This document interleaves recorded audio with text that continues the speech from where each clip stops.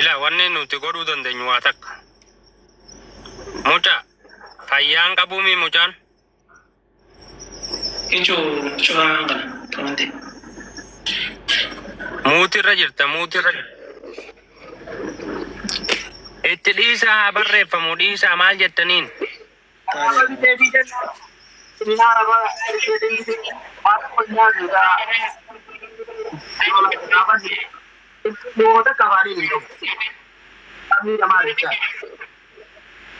Hayyee haga boru asriidha akka taate ta'ee of bira kaayi wanni nuti godhuu dandeenyu. Waan obboleessaa godhuu danda'u mucaa wayii tokko dubbiseen jiraan ofii waa takka hin qabu osoo waa qabaadde beektaa gargaarsa nama dhukkubsatu hedduu jira. Wallaa hin qabu mucaa hiriyaa kiyyaa tokko gaafadheen jira amma dawwaleeti. Waan makiinaa irraa dabbarree yoo kamisitti namni qeebalu jiraate akka karaa kamis deemu ni goona. Rabbiin na beeka waa takka hin qabu har'aa fi mucaa hiriyaa kiyyaa tokko dawwale nama miidhame bakka miidhamerra namatti fe'uudha wanni dirqamni nuti dandeenyu. Yeroon keessa jirru yeroo shiraan namni wal jaaree guddaaf xiqqaa fi beekaaf hayyuuf wallaalan shira adda addaa dalaguu kana keessatti naannoo nuti jirrutti wanni akkasii hin jiru. Nilleen fudhannu fudhachuuf illee hin teenyu. Dirqamni nu qabnu nama miidhame tokko hoggaa gaagaamni akkanarra ga'e waan dandeenyeen gargaarree namatti baasudha. Boru asriitti anas si dubbisa. Yoo amanuu dhabde kunoo ila bilbila kiyya siifaa kaa'u kunoo. Warri immoo tarbii godhu yoo jiraate nama ol galchaa.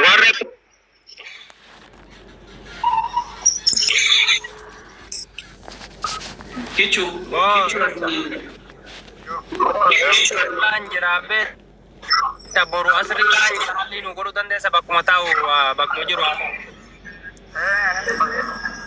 Ayyee haguma kamisi ol nurraa feeta waan biraa waan godhuu dandeenyu hin qabnu nu warra si.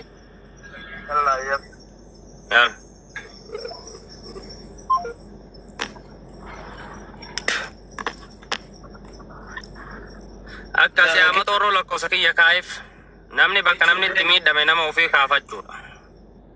Waan jibbite tokko deddeebite irraa haasa'uun furmaatan ta'u. Haqnu godhee jira laagaa nu guutee jira. Garuu waan kanatti seennu seennesi booddeen isaa nu fidatuun isaan oolu. Gaafa nu fidate waan fokkataadha garuu.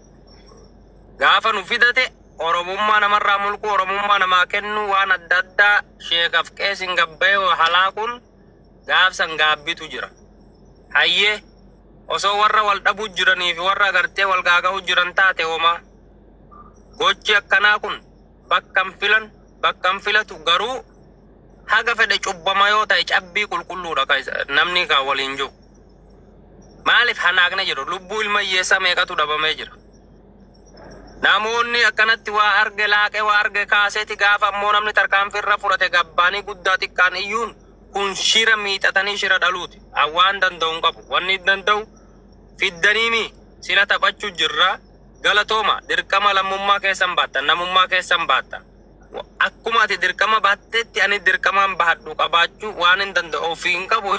Hiriyaatti kadhadhee asrii boru makiinaatti godhanii namatti achi baasudha. Waan ummata kana dubbatullee fedhu dubbachuufillee ta'u sodaan seenaa garuu waan fokkisee fi waan jibbitu tokko ni lagattaa jechuu gaafa lagatte immoo seentu. Arguu jirra akka xabiyaa amaara ofii sijjeesee ofii boo nama guddaaf xiqqaansaa wal qixxaate ummata dabaaf shiraan deemu waa godhuu hin danda'u. Bakka hin jirullee hin fidina garuu gaafa nama kee miidhame agarte ati dirqama baatte mucaa daa'imaa anis dirqama ati qabduun qaba. Ati fuutee of bira fiddee qoricha bittee fi waan haalli inni irra jiru laalte ani immoo boru asrii hiriyoota kiyyarraa kadhadhee bakka sanirraa bakkatti godhu aga kana kan hin danda'u. Hakana darbe ajandaa ummata kanaas godhachuun fedhu isaan irrallee haasa'uun fedhu. Maaliif udaan nyaachuu irra naa jira udaan nyaachuu udaan ajaa'usan nyaachuu kan namni haqe san wayyi. Hagi goonee fi hagi ifaajneewu arraba malee hin taane lubbuu nama meeqaa kabaraarre kan nama meeqa agartee gaagama meediyaa kanarratti iyyinee waan keenyatti baafnee dinagdee keenyatti baafneewu arraba xiqqeessu warra agartee gaafa sabaa mul'anne gaafa agartee waan hoo waa kennite yakkama yoo waa godhatte yakkama yoo lakki jette akkama maali nurraa malee anarraa malee tu keessa jira wanni biraan jiru asit dhumata ana hagarumaan siniin jaala koosa kiyya inni siyaa kaa'u naa dawwale sawwaaqani qabdaniimi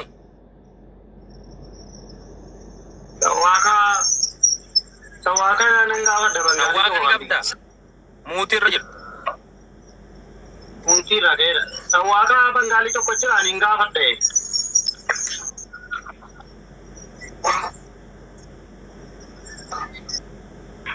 amma kichu mudira avoluti interview wale me akamitti wa jure interview wale kichu ani bar telefona biraan jiru maaltu na duuba attee sira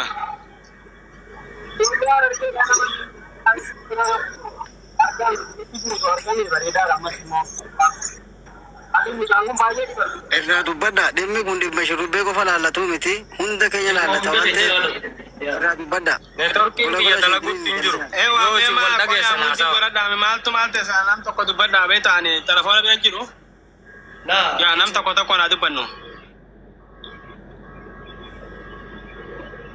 Kairu me dabasif. Sagaling kon na miti. Ya nga. Galatoma.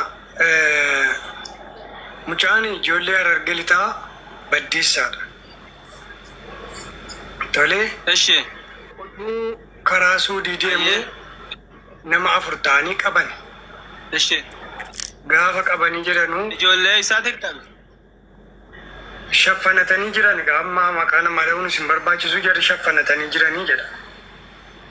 Awi waan sodaatuun qabdu. Awi maqaa dubbadure. Okay, lokodii maqaa rakkoon qabu waayee. Rakkoon qabu. Fuula kana shaffanatanii jiru jedhe. Yeroo sitti haasaan ijoollee isaa fakkaata lokodii jaraa jedhe gaafa. Ila akka goota. Lokodii jaraa ijoollee arsii fakkaataa jedhe. Ijoolleen dirqama asii baatte gurbaa ofi fuute. Waan qoricha bitteef waan godhuun malte gooteemi keessan dubbisaati nama miidhametti bakka godhuu dandeenyaan godha kutaa kana jennee asirraa Ufin cikin jechuu barbaade kanuma dubbadhamaa rabbiin akkana keessi yaadachuu shurrubbee kiyya kamiseette nama kamiyyuu haa dhaga'u maaliif iyyuu ta'anii godhuu qabdu Muneer osoo gartee kana sanii jedhanii gartee waan tachuun damee gartee akka waa jiru nama kamiyyuu ijoollee numaara ga'u rakkoon qabu kayyuu wajjin baddu nama akkaawuntiin birrii irratti galesan Tikuma bilan mana jiranu hubachuun jira baay'ee barbaachisaa. komii haa banani magaalaa akkasitti banatanii jiranii sana booda mootuu wayita haasaan lokodee eessasitti fakkaatu jennee gaafanne akkaawuntiin kabanamuun ijoollee arsiitii jedhe lokodii jira. Okay, maal si godhanii jennaan namni sun akaalaan keessa natumanii aanaa kamiin akka kilaashii illee si'a lama na beeku tokko sun sanii beekamu waan ta'eef hangaruu jalaa fi biyyatti deemee qabamuu boqotii danda'a. jechaa Asirraallee mucaan ijoollee keenya ijoollee jimmaatii guudalleen kuni nutti fidee waan akkanaati jennaan qoranne akkuma ammaa kana qoradhe sirriitti gadi fageenyaan dubbadhee gaafa jedhu achumaan inni akkamitti karaarraa qabdee fuutee galtee jedhe illee isallee gaafadheera. Diigaa dhufee dadhabee raakoo horiin isaa karaa irratti sirriitti adeemaan jiru deemsi isaa kun adeemsa tartiibaatii miti maal taatee gaafannaan akkasitti dhakaaraan naqamanii namaa guddaana qabanii kilaashii jiraayyuu rukkumanna baase. Jennaan egaa natti dhufuu dide jedhe jalqabuma isaan natti kottuu maarakkoon qabu ijoollee jimmaatti sagatii kottuu dheetan sossobee waamee mee dubbadhu dubbii kee laalaati ijoollee jimmaa ta'unnaan itti haasa'ee jennaan okke jedhee dhufeera. Hanga guyyaan galgala sana na bira dhufe hanga halkan jira si ana nama naamanuu dadhabee taa'aa ture jedhe shakkee tarii wanni kun siistemaan na qabate jechuusan. Gaafa kana inni borootummaa isaa malee akka inni dadhabee wanni argeera achumaan arabicha bira hojjetuuni sandaliyaa deemtii nama kana qoricha akkanaa fidi jedhee ajajeef guulallee dhumti kun. Guulallee kana fooloo godhadhaa isin fayyada hundi keessa. jennaan Neemer sandaliyaa irratti qoricha fidee fi arabtichi godhallee kana kan hunda dalaganii waa hunda arabtichi fooloo godhadhaan keessan nama karaarra taa'ee arabtichi qoricha fideef namatti barbaadu eegalle namatti barbaadu eegallee nuti warri reef miidiyaa nuti warri miidiyaa fayyadamnu kun sagalee illee hin qabnu ammuma rabbi sagalee nu kenne ammuma qabnu namoota ammuma qabnutti wawwaataa turre argachuu hin dandeenye gariin nam tokko kan nu dubbisee ka'eeti jechumaani isin quunnamne jechumaan badi dhiifnee fala wallaallee jara akka dabbaalitti ijoollee hedduutti jala deemne barreessine hedduu jira ijoolleen ajjala yeroo nu dhaggeeffataa jiru warri nu wajjin taa'aa turan dhiifnee kana fi Maamad Shurrubbee haa galatoomu nama kabajaati nama nuti bakka kamiyyuu Maamad Shurrubbeedhaaf bakka guddaa qabna hin jaallanna wanta kana yoo Maamad Shurrubbeetti kaane himne sagalee illee ta'uu danda'a nu keessummeessuu illee danda'a akka nama sakaanii wanta kana nurkatti hin kuffisu lama kayruu khiyyalaal bakka kanatti wanta kan isinidhaama galatooma dhaga galatoome mucallee ni gaafanna rakkoo takkallee hin qabu nama tokko jaalamti shallee gabbuu si ol galchi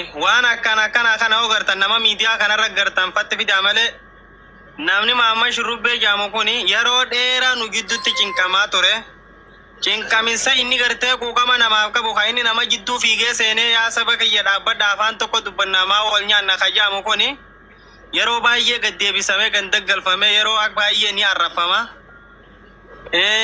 namni kuni gartee namaan nafaarsaaf namaan waanaa godhaafis waa namaan godhu namummaa oromummaa afaan tokko dubbannuuf nuufteen kun tokko taanee maaliif wal nyaanna faa jedhee yeroo inni baay'ee nu gidduu cinqamu kanaaf namni baay'ee arrabsaa gosa galchaa inni hakkanaa inni hakkasii inni hakkanaa garuu namni kun akkas jedheef waan abbaan hin qabne takka gartee namni guyyaa keessaa fuudheetillee boqoraawwantii godhee namarrallee kaa'uu hin danda'u waan akkanaa yoo gartanii numatti fidaadha akka danda'amu akka dubbatamuu qabutti akka fakkaatutti numaa dubbataa rakkoon qabu mucaanii gaafannaan illee ijoolluma karaa saniitirraayi erga ijoollee baddeessaa ta'e nama as keessaa akka qabu mucaan yoo mucaa gulallee jedhu kana bira jira mucaan amma ni gaafanna amma silaalu wanti isin beeku qabdan tokko warri as jala jirtanilleen waan akkana jettaniitillee namattillee amma yeroo ammaa kana keessattillee isin hin dubbatina abbaan fedhe mucaa akka danda'amuun nama nutti dhiyaatuun dubbisnee waan fakkaatu numaatu godha osoo gartee miskiinni miidhamuus hin taanetti garuu ammoo waan akkana yeroo gartan Maamad Shurrubbee kanaatu Oromoodhaa quuqamaa isa kanaa sagalee qaba jettanii yeroo baay'ee nuufi arsiin kun gisee walitti deebiin nu gidduu dhimmata yeroo jimmallee yeroo isaanii boolloon kun isaanillee nama meeqaa walitti deebiin